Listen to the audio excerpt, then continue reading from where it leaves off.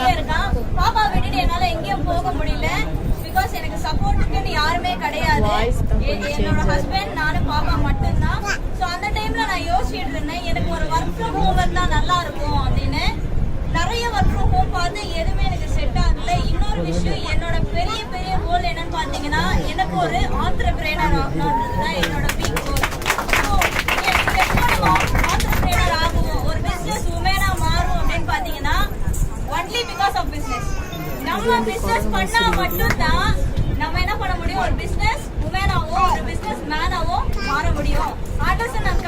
நம்ம ஒரு கம்பெனில ஒர்க் பண்ணோம் அப்படின்னா ஒரு லெவலுக்கு மேல நம்மளால போக முடியாது. அதுக்குள்ள எனக்கு வயசாகி நான் கிளவியாகி போக வேண்டியதுதான்.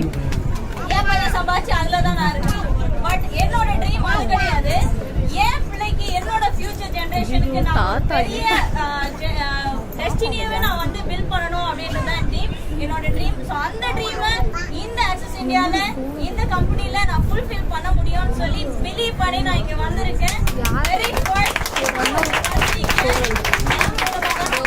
ஜஸ்ட் ஒரு பார்க்கு பின்னாடி you want to become an entrepreneur, இந்த நம்பரை கான்டாக்ட் பண்ணுங்க. போனேன், நான் எதையுமே யோசிக்கல. நிறைய எனக்கு சொன்னா கூட சரி மேம் நான் வந்துடுறேன் அப்படின்னே சொல்லியிருப்பேன்.